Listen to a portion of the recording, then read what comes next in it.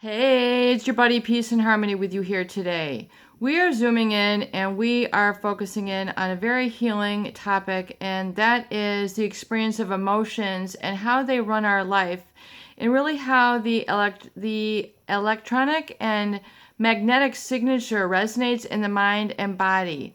And before we really zoom in and focus in on this, I want to give a huge shout out to an incredibly talented, wonderful spirit and light viewer here who from the California area made an incredibly badass portrait of me and sent this to me, and he's titled his painting Peace and Harmony, and it's just an incredible work. I have it here as part of the piece in our video today. And he had a very wonderful discussion that we've been corresponding through email. And that is really how teachers in our life are either very strong, aggressive, and harsh, like the sun can be, or very soft, gentle, and moving really from within. And that's really more like the moon as a teacher in your life. And he, included some symbolism in his work, and I'm going to zoom in more. He has an incredible signature that he does in gold, which really his signature is like part of the piece. And really, when you talk about healing, I really want you to understand how important the environment is to your healing, and that includes people, places, things, object, which really work on the mind and really work on your subconscious. And that's going to be really part of our healing today. And as you can see in the portrait that he's done, and I hope to zoom in, but on a lot of the detail of his work, it's very Van Gogh-like with a lot of really artsy brushwork. And, just to see his magnetic energy that he puts forth through color and really how it moves the subconscious mind, because it's really when you understand healing takes place at the subconscious level, and the subconscious really is a consciousness which we really don't give it the place and space that allows in our body and our mind. And when we talk about healing, especially from abusive or narcissistic or negative people, they have created a negative emotional signature or energetic signature in our body, in our mind, and in our spirit. So we stay vibrating there. And when I say vibrating, I mean we continue to live there. We continue to feel there. We continue to think there in that negative, wounded space. So really, when we talk about emotional hurt and relationship hurt, or blocks, relationship blocks, we are talking about negative energy. We're talking about the negative vibration of shame, hurt, depression, anxiety, judgment, criticism, anger, resentment, all those helplessness, all those negative feelings, which oftentimes are those states which a narcissist individual or a pathological individual or a psychopathic individual will try to keep you stuck in that space. So let's really think of that right now as an electric signature or a magnetic space which they try to keep us stuck in, which keeps us unhappy, which keeps us really feeling lower than. Because remember, the narcissist, because of their convoluted ways and their manipulative ways, they want to keep us reactive or really kind of measuring up according to their needs and not our true needs, and really recognizing us in all the power and sort of presence that we present within ourselves, and really acknowledging that and living forth from that and expressing from that and creating from that. So really, people get stuck in the survive mode when you're always trying to please a narcissist versus a creative or productive mode, which comes from a positive space or a positive magnetic and electric energy, which comes from the thoughts as well as the feelings. The feelings create a magnetism around your body. So if you can take a moment to really get into a positive feeling state, really, which is portrayed through this incredibly portrait work from this incredibly powerful spirit and viewer who created this. when you really, there's really a ton of very creative people on this channel. I just have this feeling and I have this knowing because really it is that expression which is bubbling within the surface, which has been snuffed out or ensnared into or repressed or damaged by a narcissistic individual, because an individual really wants to put out your light. They want to put out that sort of positive feeling in that expressive voice and just allowing you to be without judgment. But you see, the narcissist and the psychopath try to use a power over you to be reactive and have a negative self-assessment, and then your energy around you becomes very dulled, or really based in fear, in a negative validation. And the number one thing that they control you by is fear, basically that you are not good enough. You are not enough. You are not enough for them. In other words, because every inch forward that you try to make, they try to push you, 2 inches down. For every inch you thrive, they want to push you 3 inches down. For every 2 inches you thrive, they want to push you 4 inches down. It's because if you are a threat to getting attention away from them, they want to push you that much far down into darkness. And so you really have to remember that oftentimes people try then to patch and create in the relationship an energetic bond to please them. And these controlling people, the number one trigger, which gets people into a very negative cycle, is really that feeling that they need to impress the narcissist. And they don't realize that that's the exact fuel that is like really trying to fight fire with fire. The rage, the narcissistic rage, which is very controlling and manipulative, you then seek to try to please them or satisfy their needs, oftentimes in deprivation to your own. And so what ends up happening is you end up triggering them again and again and again.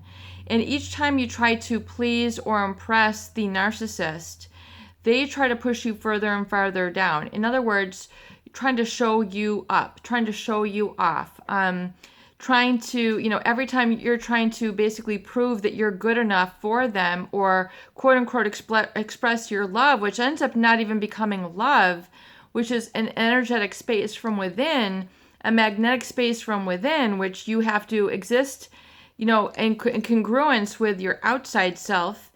It ends up becoming a shell of a relationship where it's really kind of coming from the outside. In other words, you're trying to prove your love for them more and more and more. Whether you stay up later, you dress more attractively, you get a new car to please them, you get a new house, you get a new piece of jewelry, you try to impress them, with understanding this, that, and the other thing, and the separation becomes greater and greater, because the narcissist does not come from a space of empathy or really a space of love, that energetic vibration which is heart-centered. Now, the narcissist, if you can all look back in your experiences, was there a heart? Was there a heart, or was there more of an analysis to the relationship? Because the heart loves and the heart feels, the heart does not analyze. The heart does not always put on trial. The heart loves to guide and direct according to really a balance in life, and it will correct the mind. It'll correct the negative evaluation. Because if you really were to look at what you love and what really brings you joy, you're not always analyzing it, you're taking it in. You're allowed to receive and then express from this space. And so what ends up happening with people who are wounded from narcissists, they have a very difficult time receiving. They have a very difficult time receiving from the heart. In other words, their heart is wounded. Their heart has a kind of a dagger in it, or what people call a hurt, an emotional hurt. So they're not able to receive in the heart, which is they're feeling like always, they have memorized within themselves all the hurt and blame and shame. So they have memorized, they have reinforced a hurt within the heart, which always like tries to play again and again, like almost like a record on a song. And that's why we talk about how important it is to get into a positive emotional state, and then having the verbiage that goes with that positive feeling space in your heart, and how important it is to be able to live there. And if it's uncomfortable, to allow yourself to go there, such as we describe on the recovery date. Give yourself a chance, 2 hours a week to have a break and live in that positive space, whether it's meditation, whether it's going to a forest preserve, whether it's going to a garden, whether it's going to fishing, whether it's going to a sewing shop, whatever it is, going to the zoo, whatever is healing for you, working with woodwork, working with paints, working with words, working with, with sound, whatever it is that's key to you, that's new, even if it feels very childish or immature, it's coming from a healing space, which is yours and yours alone. And then you begin to possess this and own this. And this positive feeling space is what you need to experience. And so realize that oftentimes this is very much the key to understanding yourself as you relate to the narcissist, and why it was such a trouble and problematic relationship. Because they do not allow the existence, they don't allow that to proliferate and produce that positive emotion, because to have you being okay with yourself and okay with them is a trigger. They need to be the one in control. They need to be the one in power.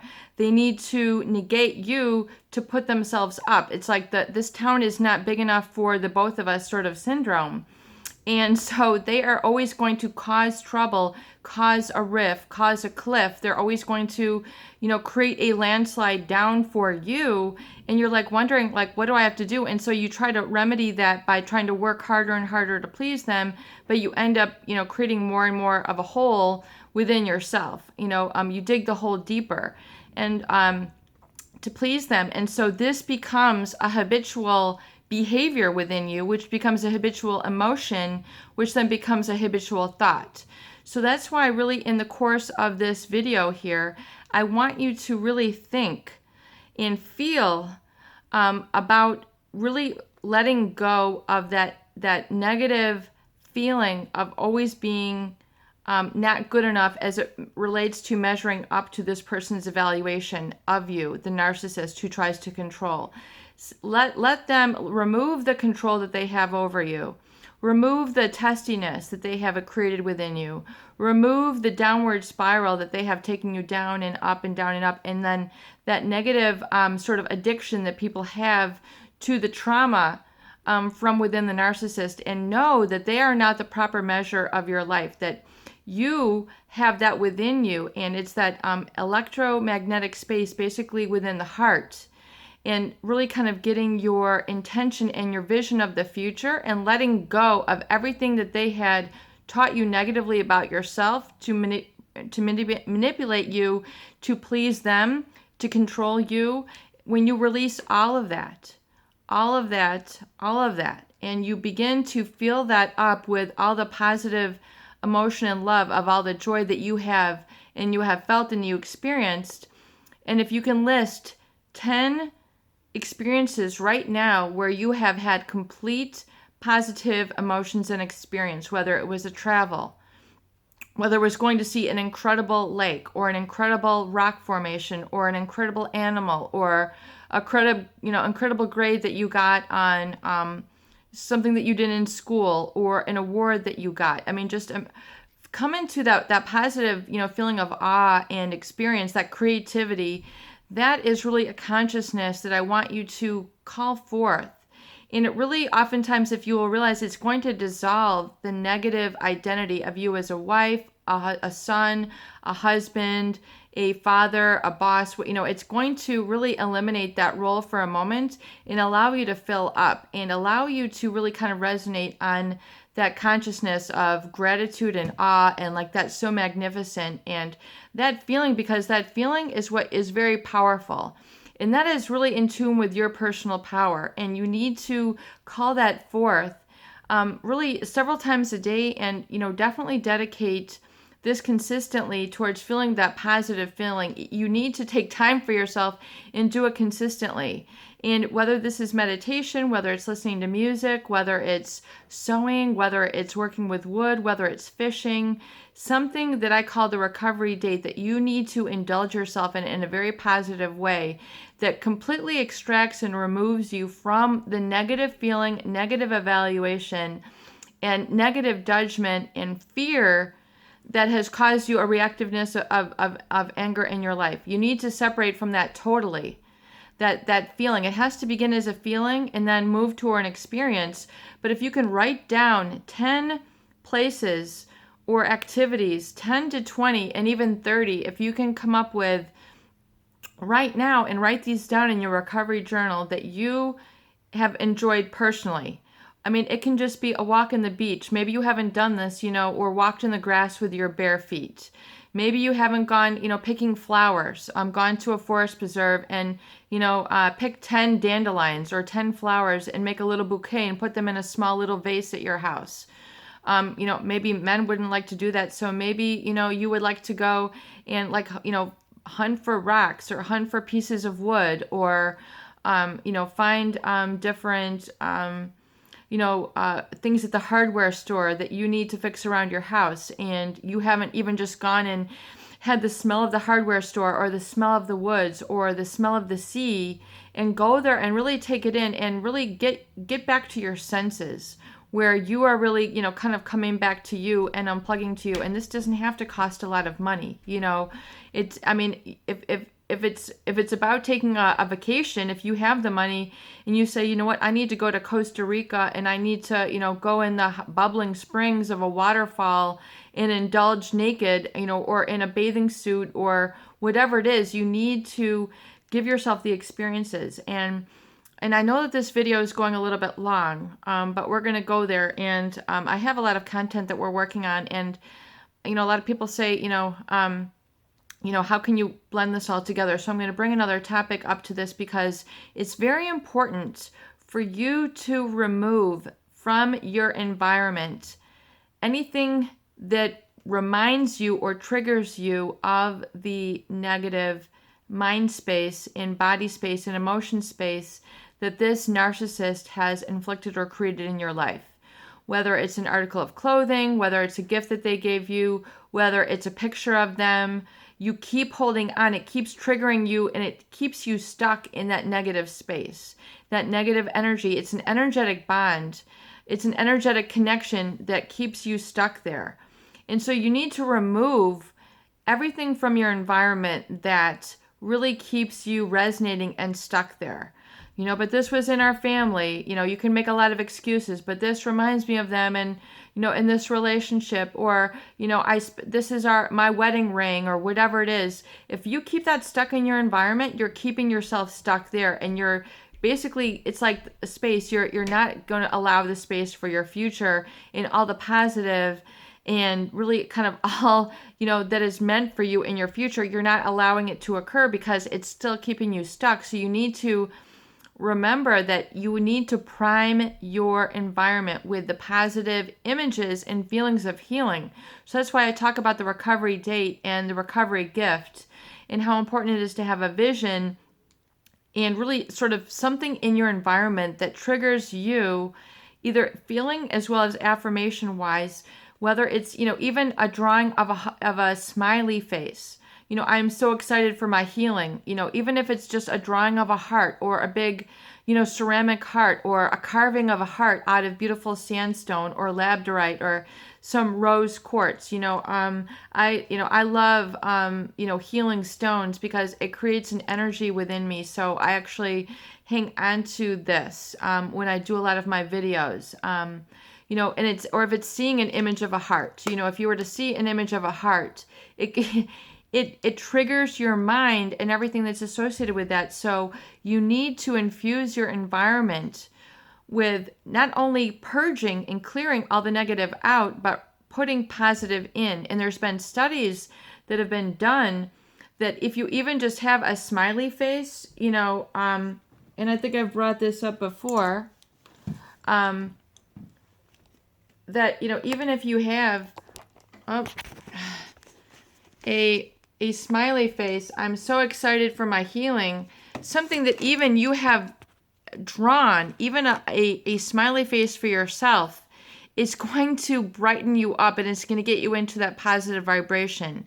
And you need to kind of prime yourself into this magnetically, which is from the heart. And then furthermore, electrically from the intention of your thoughts that will work to create manifestation in your life. We're going to be working more in depth on this, and really as creating that positive space is separate and distinct from the wound of the narcissist or psychopathic individual in your life. It's peace and harmony with you here today.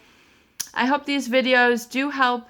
Please share and please subscribe for more great tools, videos, discussion, and support.